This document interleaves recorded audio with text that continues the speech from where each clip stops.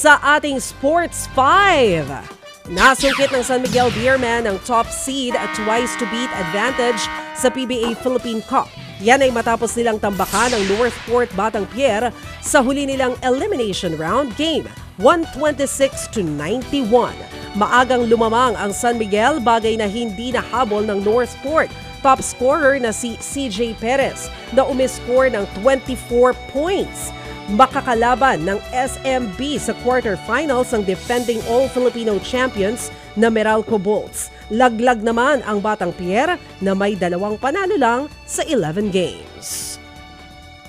Tambakan din ang panalo ng sister team ng Beermen na Barangay Ginebra, San Miguel. Pinataob nila ang Rain or Shine Elasto Painters 98-80 para sa 4th seed at huling twice-to-beat advantage. Nag-init si Stephen Holt para sa Gin Kings matapos ang 20 puntos kabilang ang 6 na 3. Maganda rin ang nilaro ni na Japeth Aguilar at Jamie Malonzo.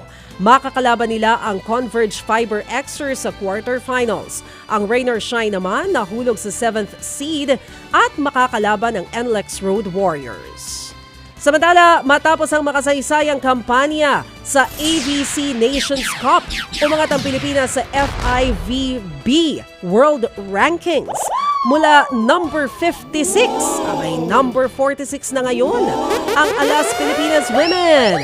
Inilabas ang bagong rankings matapos ang panalo ng bansa sa Chinese Taipei na nagdala sa kanila sa finals. Sa kasamaang palad, nilampaso nila ang powerhouse na Vietnam. Ayon kay Philippine National Volleyball Federation President Tats Suzara, patunay raw ito na gumagana ang pinapairal nilang programa ng Alas. Nasa number 156 ang Pinas nang maupo sa PNVF si Suzara noong 2021.